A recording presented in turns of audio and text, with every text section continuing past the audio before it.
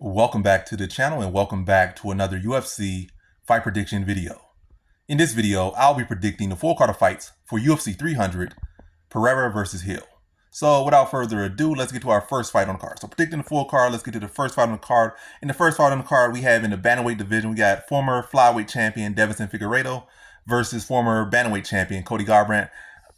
Very big fight to be, especially if this would have happened like 2-3 years ago, 4 years, well, probably 2-3 years ago. This could have been a main event and probably likely would have been a main event. Yeah.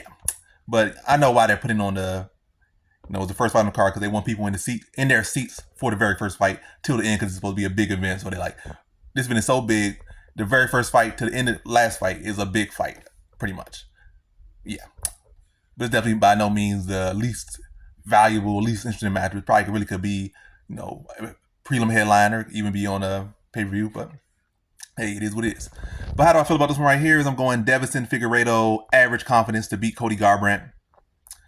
I mean, if Cody Garbrandt unlocks his full, well, he's been fighting this long, it's going to be, what potentially going to unlock, but, he's supposed to have a boxing background. He worked behind the jab a little more. That could be something that's concerned. They both will around the fighter. Anybody can catch anyone. That's why it's not like a high or lock, because Garbrandt does have a lot of talent. He does got quick hands. He does got good power. He does got good well-rounded skills. His fight IQ, I wouldn't say at times, is less than desirable. He does have a questionable chin. He hasn't been chinning on a good little while now, but largely he hasn't really fought no one heavy hands like that, or no one, to his level. His last two opponents are people were gimme, especially Kelleher. Kelleher was a gimme fight from a fan to, beat him. And even then, he did not look the best. But to get to the point of this one, I feel both are very solid well-rounded fighters, but I feel like Deiveson Figueiredo has the better chin. I feel like he's looking better at bantamweight now that he doesn't have to struggle to cut to 25. He was getting older. He was struggling to make 25. Now he's at 35. He looks a lot better, looks a lot sharper. And he's gotten out, that first fight at bantamweight out the way, beating the game opponent, Rob Font, who was still a top-ranked fighter in the weight class, and he, dominated the fight. And also, in May math, Rob Font dominated Cody Garbrandt, but that's not why I'm going to just pick it, because he beat him and you lost him now. I think Deiveson Figueiredo has the better timing than Garbrandt. Garbrandt could potentially actually have faster hands. He has very fast hands, Garbrandt does. He has better combinations. But Figueiredo has better timing. The timing beats speed. And Garbrandt at times can get lured into chaos. And I feel like Figueiredo can do that, start touching him, and then force Garbrandt to feel like, I'm so fast, but this guy's beating me to the punch every single time. And then get caught in that situation where he's trying to, headhunt and just throw caution to the wind. And then that's not going to favor him either. And he's going to try to, make it a dog fight or try to force something to land. And that's going to leave him more susceptible to getting countered himself. And also, I feel like Garbrandt struggled with the calf kicks of Kelleher in his last fight. Not their last fight, his last fight. And Kelleher was a gimme fight. And Kelleher was chewing his leg up, prior to getting stopped. And if Kelleher could do that, I feel like Figueiredo could mix that into his game, attack his legs, stick him with a jab, time his shots. And yeah, I see a solid enough fight here, but I feel like Figueiredo is just a better overall fighter. I feel like he has the better time, and he has solid enough power to be able to turn the lights out of Garbrandt. And I think his timing will beat Garbrandt's speed. And I think he has the better fight IQ. And ultimately, I think he'll be able to find the chin of Garbrandt and put him out in the second round. So in this one, I got Deiveson Figueiredo via second round TKO. Now to our next fight, we have in the lightweight division, we got Bobby Green versus Jim Miller. And how do I feel about this one right here? Is I'm going average confidence Bobby Green to beat Jim Miller. If it was not for Bobby Green taking a brutal knockout loss to Jalen Turner in his last fight, this will be a high confident pick for me. But he did take a lot of damage, and Jim Miller is a very game opponent. And if anything about you is off, like, you're feeling kind of timid about getting your chin touched, or you're not reacting to best of shots, or this or that, or your confidence not there, Jim Miller, a guy who has like 50 plus fights, he's going to notice that. So that's something to be concerned about. But outside of that, I'm sticking to basically the same prediction I would have if he didn't get knocked out brutally in his last fight. I feel like Bobby Green is just the much faster, much quicker, better striker between the two. He has good wrestling defense. He has good ability to scramble, good submission defense for the most part, unless you're going with Islam Makhachev or Khabib Nurmagomedov on short notice, or maybe a Charles Oliveira.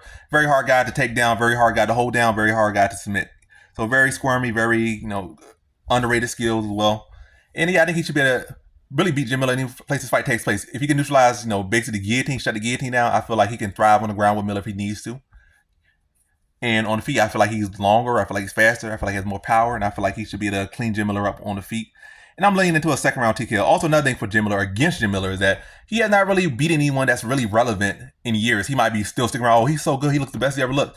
But he's beating like debuting guys that, guys that are really just brought in on short notice to lose, basically.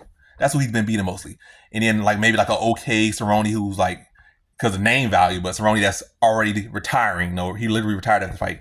And then Benitez, who was okay at some point at 45, but at 55 he had never really established himself too much at 55. So he's not, outside that, he's just been beating tomato cans, to be honest, legit tomato cans. So no insult to those guys, but they are legit tomato cans he's been beating. Whereas Bobby Green has been holding his own and beating some solid fighters, where Jim Miller, over these past 5 years, or he just been cleaning up cans. So yeah, I think Bobby Green be too quick, and I think he knocks him out second round. Picks him apart with the jab, and just beat him to the punch early and often, and eventually materialize that stoppage in the second round. So in this one, I got Bobby Green via second round TKO. Now to our next fight we have in the women's strawweight division. We got Jessica Andrade versus Marina Rodriguez. And how do I feel about this one right here? I'm going low confidence Marina Rodriguez to beat Jessica Andrade. I feel like this could be one of those split decision type fights, even a unanimous decision, to be honest. But I'm probably more so leaning to a split decision type fight. Jessica Andrade still got a lot left in the tank. She's actually the younger fighter. Oh, did I even say who I'm picking? Yeah, I'm picking Marina Rodriguez.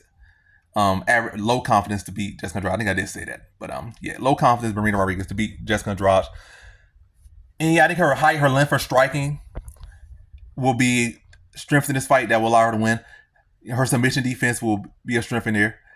Also think the fact that Jessica Andrade, she can look to grapple at times, but that's not really her primary focus. She's not going to go out there and grapple for 15 minutes or grapple for 5 minutes. I don't see. Maybe one round she might do that, but I don't think she's going to be consistent with that. And I also think Rodriguez, if she needs to, she can get up from Andrade and just go back to using her length and just out-striking Andrade.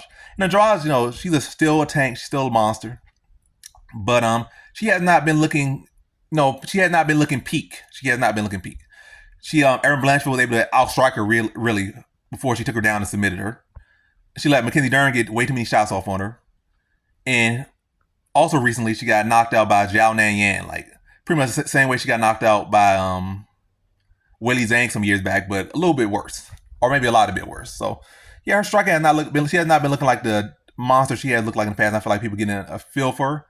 And I think this is one of those fights where Marina Rodriguez can edge out a close decision over her, volume, getting back to feet. Really just her length and volume, been tough, been game, skilled enough, and being able to address the grappling just enough that she can get back to her feet and, use that length to pile up points against Andrade. And even, probably tag Andrade at points. I'm not saying she's a big puncher herself, Rodriguez is, but I definitely think she has enough in her, especially if she combines it with combinations, to be able to be effective against Andrade. And I think she edges a close decision over Andrade, who has not been looking the same. And I think Marina Rodriguez, even at her best, I think this always has been an interesting style match. Because I think they were actually supposed to fight sometime in the past. I'm like, that's actually an interesting style match. But I was like, how would these two figure out? But yeah. I think at one point, I think when she was for Carlos Esparza, I think she would be a better matchup for, to beat Andrade than Carlos Esparza. I think Andrade would have dogged Carlos Esparza, in my opinion, at the time. But Rodriguez would be a tougher test, but never happened. Now it's happening. And I think Rodriguez edges it in a close decision victory. So in this one, I got Marina Rodriguez via decision. Now to our next fight, we have in the lightweight division, we got Jalen Turner versus Renato Moicano. So Jalen Turner versus Renato Moicano. How do I feel about this one right here? I'm going average confidence Jalen Turner to beat Renato Moicano. I think Jalen Turner has shown improvements in his wrestling. Obviously, we want more from him. Also want more from his cardio, but I'm not too worried about his cardio here. I don't feel like Renato Moicano puts such a great pace. I don't feel like, one thing about Moicano, he's never really been that super durable guy, super great chin guy, super tough guy. And he's never been that guy that pushes a super good pace. So anything I see him build from pace. And I see Turner just not have the dog, later rounds either, or at least hasn't really shown it just yet. But so that's not an issue for either guy particularly. But I think the grappling Moicano could be really his biggest and only threat, I feel, for Turner in this fight is Moicano's grappling. But I feel like Turner, has shown pretty good wrestling defense to get, and against a better guy in Garbrandt as far as wrestling goes and takedowns goes. I think he was able to defend his takedown well, and that was also on a short notice as well, and get back to his feet well. And I think he'll be able to address the grappling and wrestling of Moicano pretty well. And I think he should be able to get him out of there in the first round. Like, stuff the takedown, scramble pretty well back to his feet if he needs to. I think he's a much better striker, much lethal striker. And Moicano is very suspect or, vulnerable to getting starched in the first round. He's been starched, I think, at least 2-3 times in the first round. I think Fiziev stopped in the first round. I think Chance of Junk stopped in the first round. I think Aldo stopped him in the second round. So, it might be one more, but at least 2-3 times, 2 times he's been stopped in the first round, and 3 times he's been stopped within the first 2 or something like that. So I think Turner can, address the grappling, put the press on him, and get him out of there first round. So in this one, I got Jalen Turner via first round TKO. Now to our next fight we have in the featherweight division. We got Yusuff versus Diego Lopes, or Diego Lopes. I think his name not even Lopez. I think it's Lopes. I'm gonna call him Lopes. But how do I feel about this one right here is I'm going average confidence Yusuff to beat Diego Lopes. I think Lopes is a solid fighter. I think he's a game fighter. But when you really look at who he beat I forget that British guy or whatever his name is. Kind of short for the weight class, kind of small for the weight class. He chinned him. And I think the guy, I don't think he chinned him. That guy went for a takedown. He armbarred him. Then Pat Sabatini, another chinny fighter. I think he just flat out chinned him. Like the grappling canceled out enough, and then he was out there able to starch him. And that same guy, Pat Sabatini, was forced to tap the strikes from Damon Jackson. So I really don't rate his striking or his chin the best. Yusuff has underrated grappling. I feel like his wrestling defense could be a little bit better, but his grappling is pretty underrated. And I feel like he could address the grappling, defend takedown Lopez. It's not like Lopez even has super great takedown offense to begin with either. So I feel like Yusuff's wrestling should be solid enough, and I feel like his grappling is going to be really underrated. If he does need to use it defensively or offensively, he'll surprise a lot of people. Once again, yeah. Basically, I think Yusuff could address the grappling of Lopes. And I think on the feet, I feel like Yusuff is just a much more fleshed out striker. Lopes has not really shown us so great, I think we had some okay success on the feet, very limited okay success against Movsar Evloev, and he had a lot of decent success, with Evloev in his guard. He was able to attack some good submissions. But it's not like Yusuff going out there to wrestle him, like really when he's thrived the most overall. What we see in the UFC is when from the bottom, but it's not like Yusuff's approaches go out there to wrestle. I feel like Yusuff can address the grappling, takedowns, and if it goes to the ground, I think he can address to get back to his feet. Yusuff is just a much more fleshed out striker and really the much more fleshed out fighter. Look at their records. Like Yusuff 13-3. He's got almost seemingly got more than twice as many fights as he does. But I feel like Yusuff has more high level competition, and I think that will show in this one. And I think he'll be able to. I think he puts away Lopes in the second round. I think address the grappling, just be pick him apart on the feet, and then materialize that stoppage in the second round. So in this one, I got Yusuff via second round TKO. Now to our next fight, we have in the women's bantamweight division, we got Holly Holm versus Kayla Harrison. And how do I feel about this one right here is I'm going Kayla Harrison, average confidence to beat Holly Holm. And really my biggest concern here is, Holly Holm is a very game opponent, but the real biggest issue is the weight cut. You were a pretty big 45er, Kayla Harrison was, and now you're cutting to 35. Can you even make the weight? And how would that affect you if you do make the weight? Or well, it's seeming like it's probably going to end up really, well, so I feel like, to be honest, I feel like it's going to end up being a catch weight fight. She's going to get to weight, like, oh, she couldn't make weight. Big surprise. Big surprise. Lean, strong, big Kayla Harrison, no insult her. Like, she has a good muscle mass. She worked hard for that. She has a good physique. And she was strong and big for 45, and she was lean and cut for 45. How are you going to make 35? It'd be some big surprise if she don't make weight. 35 only on paper. It was never expected for her to really make the weight class. But hey, if she make it, I think it's gonna be. It could. That's really my big concern. Like how she's going. She's a grappler, and grappling needs a lot of energy. How you gonna grapple? Your cardio is compromised. But yeah.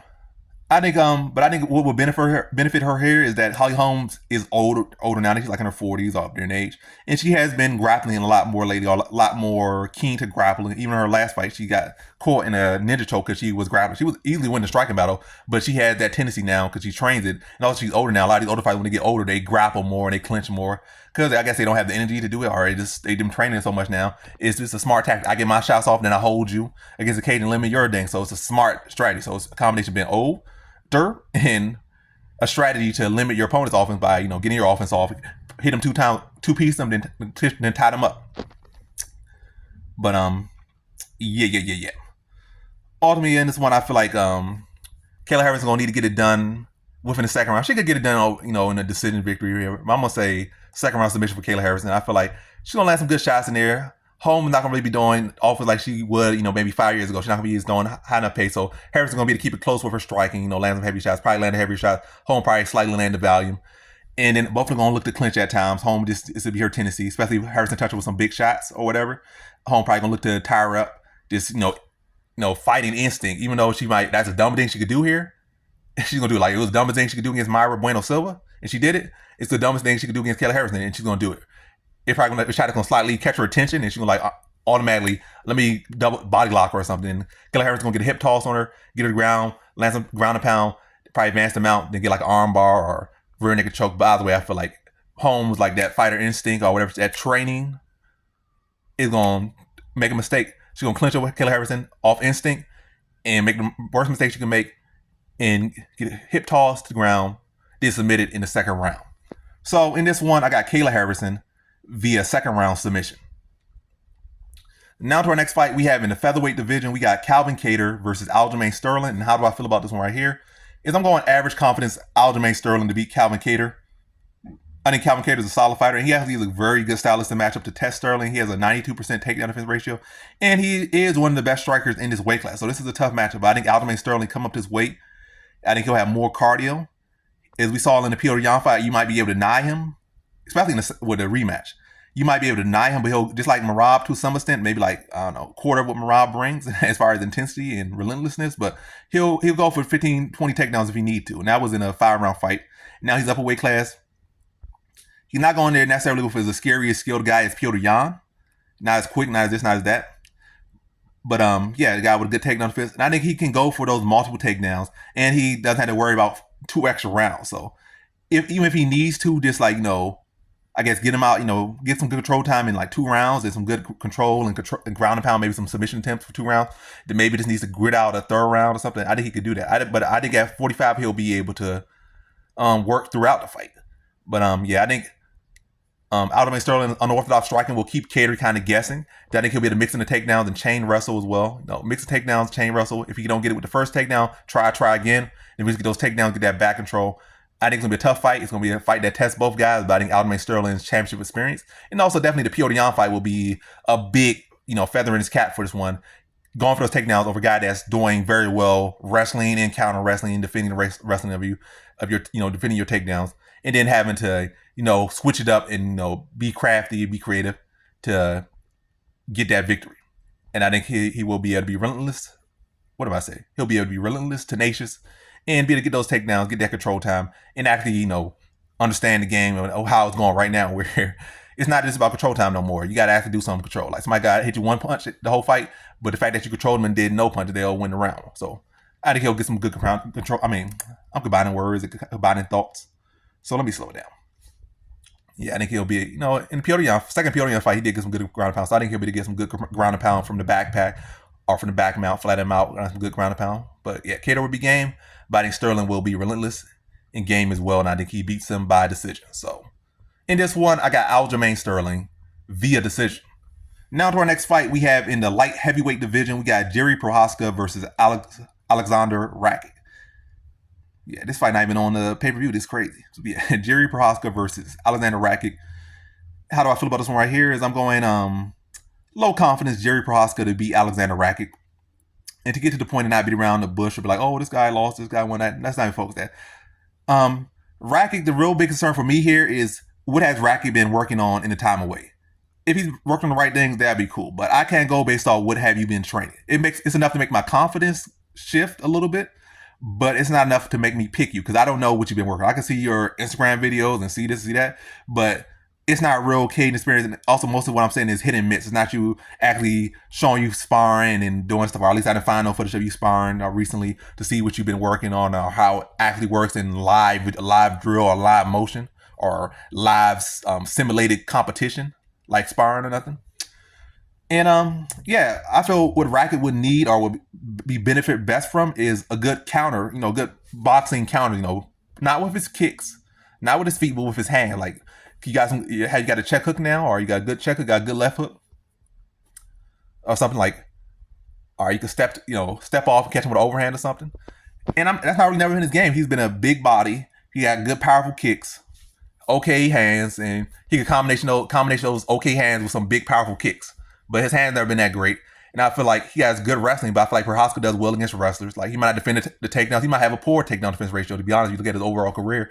But he'll get taken down, he'll work back up, and he'll continue to press, if not even harder. Matter of fact, sometimes he'll get rocked, and he'll come back even harder. And you got to do more than just, land one punch. You got to be able to really walk him into something or lure him to something, catch him with a hook or something. Lure him into a count, not just touch him with something. But, yeah. But basically with this one, I feel like Rakic gonna try to, he'll throw leg kicks. I think he'll have a good success with them. But I think that's not gonna really throw Prochazka off too much. He's going to get some kicks. He might even react to them, but he's going to keep coming, keep doing volume. The same way against Pereira. Pereira was literally kicking him off his feet, but he was still pressing Pereira. But the thing what Pereira has that, he has that hook. And that's what, like, you don't keep pressing me, but now you're stumbling, you're falling right into that. But Rakic don't really got no check hook or nothing like that. He hasn't shown no great hands. Stuff like Prochazka, like, yeah, you're going to kick his legs, maybe have him limp a little bit, but Prochazka's such a weird guy. He already trains probably part of his drills off camera, probably hopping on one leg and fighting. Since he thinks some samurai or whatever. So yeah, it's not going to deter him too much. And it's not like Rakic has shown such great kicks throughout, over fights. Like, oh, this guy's Edson Barboza. This guy, Alex Pereira. This guy's Justin Gaethje or something. Or this guy's Jose Aldo. Nah, with like one fight against Anthony Smith is not enough to say he did that. If anything, he lost 2 fights to kicks to Uzdemir. He lost kicks to Jan Blachowicz. So he lost more fights to leg kicks than he won. So yeah, he ain't really got no track record like that to say, oh, this guy's leg kicks are so good. Nah. He probably gonna do some leg kicks, probably gonna do some big power shots at times. Not consistent. His pace is not that high. Prochazka's pace is much higher. I think Prochazka does well when people try to wrestle him. That's when his tire racket out. And especially now, they don't really even scoring takedowns that much as well either. So unless Rakic's really doing ground and pound, it's not gonna count too much. And if he does try to do ground and pound, that's gonna allow Prochazka to just pop back up. Prochazka gonna eat your punch. Like, now he's gonna do old school chuck it down style. Just stand up. You're gonna eat some punches, but just stand up instead of pulling guard and let the guy punch you 100 times a hit. Let the guy punch you 4 times, try to time a knee on you, and get up. Just get up. That's what he does. He's gonna get up. And it's not like Rakic's submission grappling is so phenomenal. I think Prochazka's not too worried about his takedowns or his grappling or his ground and pound. And I think Prochazka's pressured. I think his volume is much more of a big factor here than Rakic's leg kicks and his takedown. So I think Prochazka's gonna overwhelm him with volume. I think Rakic's gonna come in, try to attack the legs, try to mix them takedowns, but Prochazka's gonna take those, get back up, and keep putting volume on him. Eventually wear him down, find that chin, and put the volume on him and find that chin with combinations and pressure. And I think he puts him out, I'm going to say, late second round TKO. So in this one, I got Jerry Prochazka via second round TKO. Now to our next fight, we have in the middleweight division, we got Bo Nickal versus Cody Brundage. And how do I feel about this one right here is I'm going Bo Nickal, average confidence to beat Cody Brundage. So average confidence for different reasons. They kind of mirror each other. It's like Bo Nickal just a much better version of Cody Brundage, a much better of the same template, kind of stiff, bulky wrestler with good power but stiff on the striking, wrestling and submission skills. But Bo Nickal obviously just a much better. It's like you're like a C-list version. I'm an A-list, A++ or something, or at least A+ at this point. But Brundage, who knows? Brundage could get a DQ victory on him like he did in his last fight. Well, he got slammed in the last fight, and prior to that, he got a DQ victory. But anyway, you never know with this fight. Brundage might be a stuff his takedowns, then turn to striking battle, then turn to 50-50, but. And then you got a DQ. So that's a lot of different things making me average confidence here. I don't think the odds reflect. I feel like he should be minus 800, not minus 2,000, not minus 3,000. But yeah, he is the better fighter. He should get it done. This is another test. It's the best fight he's fought by far, but all he is facing a guy who's just a much lesser version of himself, in the broadest way of saying. And I think Bo Nickal should be able to out-wrestle him, should be able to out-strike him. And I think he should be able to get it finished. I think he should be able to touch him on feet, mix it in wrestling, then drop some ground and pound on him, or mix it two and get land some combinations, get him to chill up, double like level. I said double leg, but I guess maybe double leg, but level change, get the double leg, take him down, land some ground and pound, and get him out of there second round. But no back of the head shots. And also, I doubt that with the UFC has so much investment in him, they probably let him get away with some back of the head shots as opposed to Moicano. But yeah. So in this one, I'm gonna say third round. I keep saying second round. So let's spin it up. Third round TKO for Bo Nickal. So in this one, I got Bo Nickal via third round TKO. Now to our next fight, we have in the lightweight division, we got Charles Oliveira versus Arman Tsarukyan. And how do I feel about this one right here is I'm going low confidence Charles Oliveira to beat Arman Tsarukyan. Arman's a solid fighter, but to be honest, he has not impressed me yet. This is a fight he should win, to be honest. I think he is the favorite. Yeah, he's the favorite. I think Oliveira is a plus 190 underdog. Yeah, it's a fight he should win, but what has he really done to impress anybody? He came from nose to give a good fight to Islam Makhachev some years ago, but he lost. It wasn't no controversy. He lost.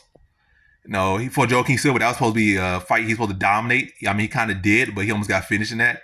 But that by no means was his performance by any means impressive. It was not. You fought like a journeyman, a low-level journeyman, like a low-ranked journeyman on short notice. Who's you supposed to go out there and start in the first round, and you struggled and almost got finished. Not a good look. You're not Beneil Dariush out in the first round. Beneil Dariush is already suspect to getting, pressed and knocked out in the first round. We saw with Alexander Hernandez like 6 years ago. and then Charles Oliveira was doing it. And you really just for him coming not too long off of that knockout loss, and you just follow suit with Oliveira did basically. So it's not even like you got him like when he was on the win streak, you got him after he already got knocked out in the first round, and you just walked the path that was already path there. So he hasn't really done nothing all that impressive. And against Mateusz Gamrot, I feel like he should have won that one, but by no means was like some super impressive performance. It showed that he could, scramble pretty well, defensive wrestle, but he got out wrestled, to be honest. I mean, it was not to be honest. He did get out wrestled. He outstruck him, but he got out wrestled. And again, like, he's not shown to be so phenomenal just yet. And I feel like Charles Oliveira can find ways to win. I feel like if Joaquim Silva could catch you, Oliveira could catch you. You're mostly kind of like a bouncy kind of striker in and out. Oliveira can catch you in the clinch, knees to the body, elbows, attack you with submission. And it's not like he's the most phenomenal wrestler either. I think the most scariest wrestler I ever looked against was that big, tall striker, that Mexican striker with a guillotine. He took him down, but that guy had like literally like 0% takedown defense. So that was the most scary wrestling I ever looked at because you fought a guy with 0% takedown defense. So Charles Oliveira's wrestling could be, defensively and offensively is very underrated. His strength is underrated as well. And I think Oliveira can look to exploit the jumping in and out, the little kind of hoppy striking of Tsarukyan and catch him as he coming in with elbows, lure him into the clinch, like when he jumps in, put him in the, like, tie him up, drop a knee to his body, or put a knee right into his chest cavity or something, stomach, slam into his abdomen. At distance, chew him up with calf kicks. Yeah, or he really don't got no good kicks to the legs. He ain't got no real good body kicks. He kind of just jump in and out. Maybe a couple little combinations everything, but mostly one and done. And I think Oliveira is, in my honest opinion, he's a better striker, he's a better talent. But I feel like Armor Tsarukyan, his youth and his toughness is really his best thing more than anything. But I feel like Charles Oliveira can exploit the limitations of his style. Hurt him on the outside, hurt him on the inside, catch him as he jumps in. Maybe touch him as he's exiting with his hands down, hands often very low as well from Tsarukyan. And yeah, I think it'll be a good scrap, but I think Oliveira's going to be able to catch him some clean shots at times, like at different points, break him down, has Tsarukyan kind of second guessing himself. Then in the second round, I think he drops him. Then Tsarukyan trying to scramble back up. I think Oliveira snaps on the guillotine and puts him to sleep in the second round. So in this one, I got, a Darce. So in this one, I got Charles Oliveira via second round submission. Now to our next fight, we have in the lightweight division for the BMF belt, we got Justin Gaethje versus Max Holloway. So former interim lightweight champion versus former featherweight champion Max Holloway. So how do I feel about this one right here? Is I'm going low confidence Max Holloway to beat Justin Gaethje. I feel like Max Holloway overall is the more technical, more talented fighter. The weight, the power and size advantage will go to Gaethje. How he did with that power, he didn't do well with it against Pereira last time they fought. But that was like short notice and he had time to adjust. I'm assuming he had time to adjust, and that's why I'm also leaning to him. I feel like his volume could cause problems for Gaethje. I feel like Gaethje's kicks will be effective, but I feel like that's not going to stop Holloway. And who has, at this level, who hasn't really stopped too much his leg kicks? Pereira was able to battle through the kicks and knock him out the first time they fought. So was Eddie Alvarez. So it's been a while since he's really, really not even the UFC. He's been outside the UFC where he's really was most effective with his kicks. His kicks still dangerous, but. And it's also like he's not like he's with Volkanovski, like where he's so technical and he sneaks them in there. He throws them more than often, like 90% of the times he throws kicks there. He just throws them out there. He just throws them. There's no setup. He just throws them. He throws them. They might wind a big hook up behind it, but no setup. And I feel like Max Holloway with the speed and technical advantage, I feel like he'd be able to see that, and also plenty of tape on Gaethje. I feel like he'd be able to time that and intercept him and tag him while he's trying to throw that kick with no setup. Then he can also be able to rip him to the body, maybe catch him with a spinning back kick or a stepping side kick. And and use the lack of setup to get his own combinations off and push Gaethje on the back foot. I think when he get him on the back foot, be able to chain the combination and rip him to the body at times. I think Gaethje's very suspect to the body. And I think Holloway, that's where Holloway will be able to do his most damage. I don't think it's going to be necessarily, Holloway don't got the power like that. But when you don't got a strong body and Holloway at points has been a body snatcher, that will be the place where I feel like he'll be able to hurt Gaethje. And then he'll be able to hurt him down to the bottom. Hurt him to the body. Then he'll be able to hurt him up top and be able to put him away. I think it's going to be a good scrappy fight.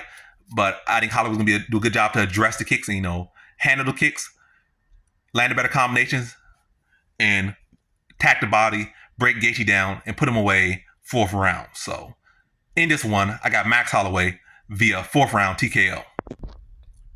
Now on to our next fight we have in our co-main event for the women's undisputed strawweight title. We have Weili Zhang, undisputed strawweight champion, versus Zhao Nan, China versus China. And how do I feel about this one right here? Is I'm going high confidence Weili Zhang to beat Zhao Nan. I think yeah, how do I feel about one? Zhao Nan really still has not really addressed her grappling just yet. You know, Carla Esparza was able to have so much success on her, dominator, made it look easy. And Dern had her in several bad positions in their fight. She was able to prevail, but yeah, Dern had her in a lot of trouble. But high level grapplers there. But Weili Zhang, she went out there and dominated Carla Esparza and submitted her, out wrestled her, submitted her, and that was pretty impressive. And Weili Zhang, and even her last fight, she fought Limos, was able to out grapple her. So she's showing like it's not like she's grapple someone. Like I grappled someone in 2018, but she's just been striking for the last several years. Her very last fight, she heavily used her grappling to win. So I feel striking wise, she could beat her striking. But the path of least resistance, I felt she could have extremely great success grappling Zhao Nan if needed. And I think she's not gonna go out there trying to, make it a show for China. I think she's gonna go out there, try to be great, and win. Like it's not about putting on a show for fans. It is a bit about putting on a show for fans, but at the end of the day, it's about winning. And I think she's gonna mix up on the striking. Then look to then probably when Zhao Nan starts throw some heat back, probably duck under, get a body lock, drag her to the ground, or duck under, go for a double leg, and drag her to the ground and just dominate her on the ground. And I think she TKOs her in the third round. It's really this relentless ground and pound, in this brutal, heavy top pressure, heavy ground and pound, and breaks Zhao Nan down and stops her in the third round. So in this one, I got Weili Zhang via third round TKO. Now to our main event, we have in the light heavyweight division for the undisputed light heavyweight championship, we got reigning champion Alex Pereira versus former champion Jamal Hill. And how do I feel about this one right here? Is I'm going average confidence Jamal Hill to beat Alex Pereira. I think Pereira is a very game opponent. I definitely think with Hill's injury to his Achilles, I felt Pereira with his calf kicks and his kicks in general can cause Hill a lot of issues, a lot of grief, and that's a big concern here. But also, I think on Pereira's side, against him is I think he struggles with boxing. I think Jamal Hill might have the best hands, between light heavyweight and middleweight for sure right now. And very quick, very unique in his arsenal. So, very accurate, very quick, and got a lot of power. And I think he can find those openings on Pereira, who's often very open. He's often very square, which it's a good base because he can you don't know what's coming from Pereira. His style benefits and then hurts him. That's just like everything. You got your strengths and your weakness, and the strengths of his weakness of his style is defensively, but offensively, he could get those kicks off there because it's already square, so he just kind of I don't know. Lowers and stretches his frame out. He kicks you, and then he's already back in position to throw his hook and whatnot. Or you never know. He's always in position to attack you with multiple tools, basically. But he's also very successful for the boxing. And Jamal Hill again has some of the best hands, the best hands in these weight classes right now between light heavyweight and middleweight for sure. You probably might even be include heavyweight, but for sure I say light heavyweight and middleweight right now. I say he has the best hands. Pure hands between light heavyweight and middleweight. He has the best hand. I think you should be able to find that 1-2. I think you should be able to find the 2 on Pereira often. I think you should be able to find the overhand on Pereira. As Pereira is very square and open down the middle. And if he becomes aggressive or Jamal Hill puts the pressure on him, I think he can find that shot. And it's not like he even has to just walk down or even just always has to sit behind the jab. I think the jab will set him up pretty well. I think the peppering the jab out there will set him up pretty well to draw Pereira out or maybe even draw out a counter for Pereira. And that might also be to set up the overhand. And ultimately, I feel like not going to be a striking, not going to be too much wrestling in this one. I don't see. I see kind of like a quick, fast duel. Remember, that's what I see. I see it as a shootout. I don't see this as a fight that's going to go a lot of rounds. If anything, I'm predicting Jamal Hill to knock him out in the first round. But either way, this fight can now go long. Maybe at most 2-3 rounds. But in reality, I'm saying really under 1.5 in this one. And I think Jamal Hill knocks him out in the first round. I think he'll be able to set him up with the 1-2. Some at points pepper up with the jab. Baltimore, what I see is I feel like he's going to draw out the hook up on Pereira. They're going to lean off the center line and catch him with the overhand, rock Pereira, and then follow him up with some strikes and put him away in the first round. So in this one, I got Jamal Hill via first round TKO. And that concludes my fight predictions for the 4-card fights for UFC 300, Pereira versus Hill. And as always, thanks for watching.